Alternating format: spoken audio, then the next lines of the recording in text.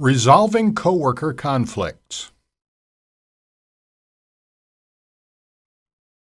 Coworker conflicts can be one of the most difficult forms of workplace stress.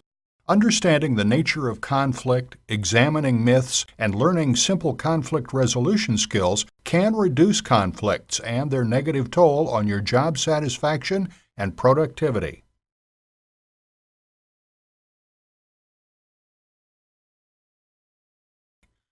Workplace conflicts naturally emerge from the incompatible or opposing needs, external demands, or perceived demands of others. Most employees don't understand that conflict is both natural and normal in work organizations. Conflict between coworkers can be visible in the work environment or stay hidden from others. Conflicts frequently grow worse without resolution and can be costly if they appear irreconcilable or continue long-term. Although often stressful, even when managed effectively and controlled, conflict in the workplace is beneficial because it can stimulate positive change and discovery. Conflict can increase productivity and lead to new agreements and enhancements in the way people work. Understanding accepted principles about conflict and conflict resolution can help you feel less victimized by it and more in control of its outcome. Myth number 1: conflict is bad. In the workplace, conflict is not inherently bad. It is a signal to take action to manage differences between you and your coworker. The earlier you act on these signals, the more effective your resolution may be. You will also reduce the stress of conflict. Your perception of the conflict and beliefs about it are keys to resolving it. If you see conflict as an opportunity that can lead to a better situation or relationship, you'll feel energized about influencing a positive outcome. On the other hand, if you dread conflict and would rather pretend it doesn't exist, or would like to simply see it disappear on its own, you will be more likely to avoid conflict resolution and participate in behaviors that will make it worse. Myth number 2: conflict is win-lose. Conflict is often mistakenly viewed as a contest of wills and determination where one person wins and the other person loses.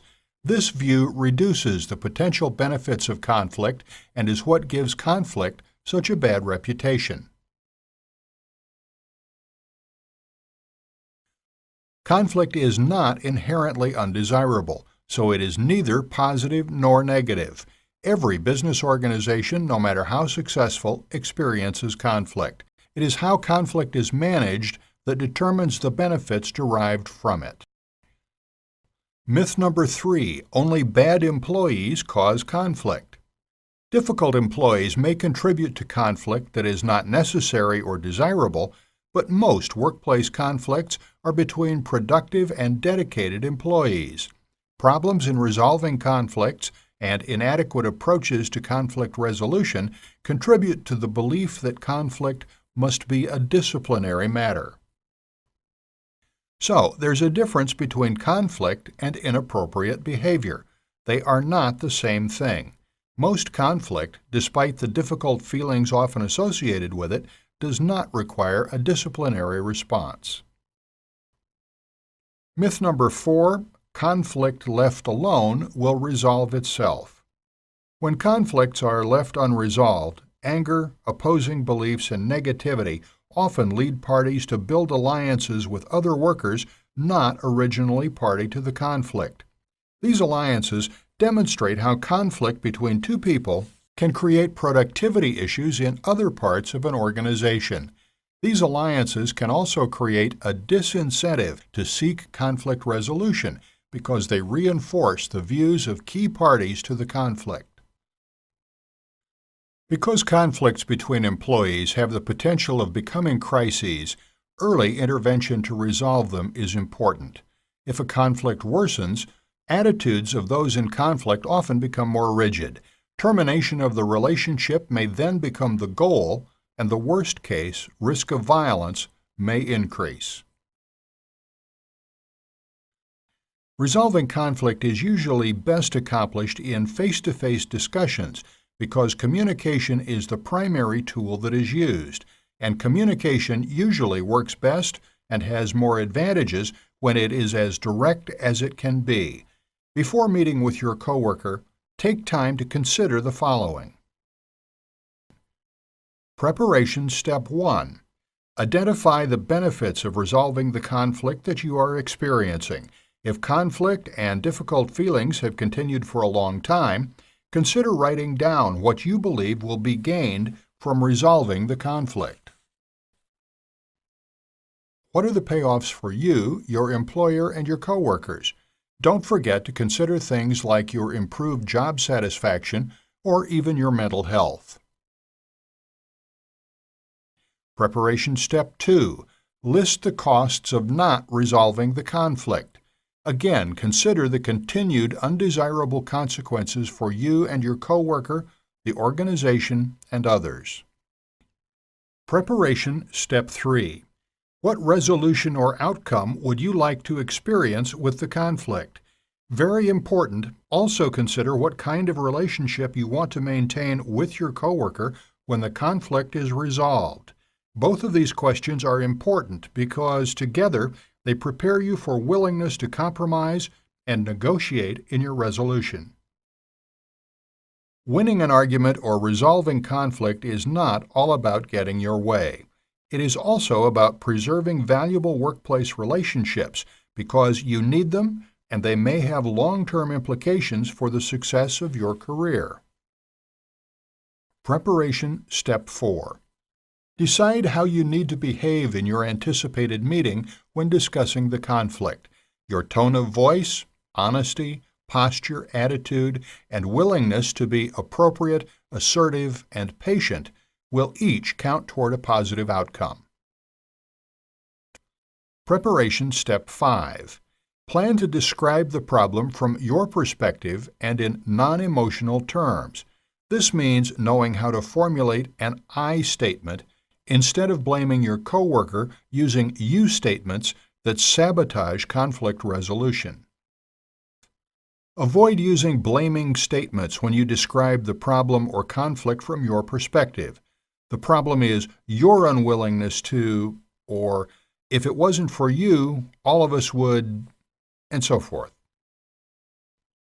Instead, formulate I statements that communicate your ownership of what you experience in the conflict. This means beginning your description of the conflict with I feel, or it seems to me, or it's been my experience that, or I'm concerned that. When you describe your recommended solution to the conflict, use a clear, assertive statement that generally follows this format. I feel blank when you blank because blank, and I would like, need, or want blank. Decide that you will be receptive to hearing your coworker's view of the problem and be patient in hearing it. This means being an active listener. Active listening gives you the ability to reflect back or restate your coworker's viewpoint and what solution he or she proposes versus your own. This skill in mutual respect is powerful and changes attitudes of people in conflict to ones of cooperation.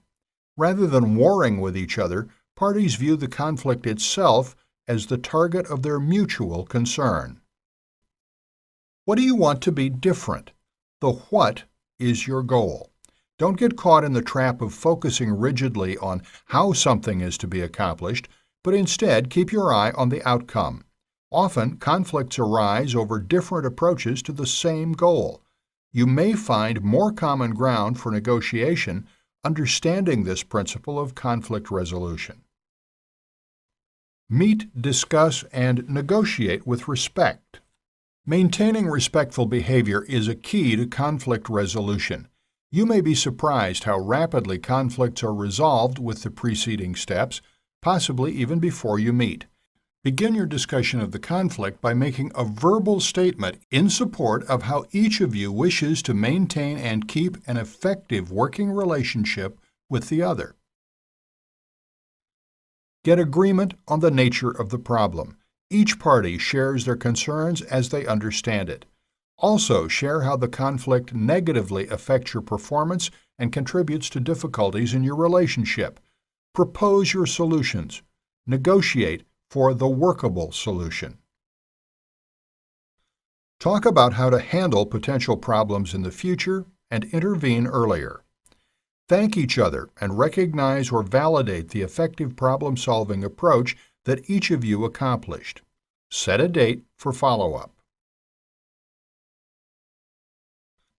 What the EAP can do. The EAP can help you resolve conflicts using different approaches depending on an assessment of the struggle you face with your coworker. The EAP can work as an intermediary to help you establish and maintain effective communication as you meet together to discuss your differences with the goal of resolving conflict. There is much to gain in resolving conflicts: your happiness, health, and productivity.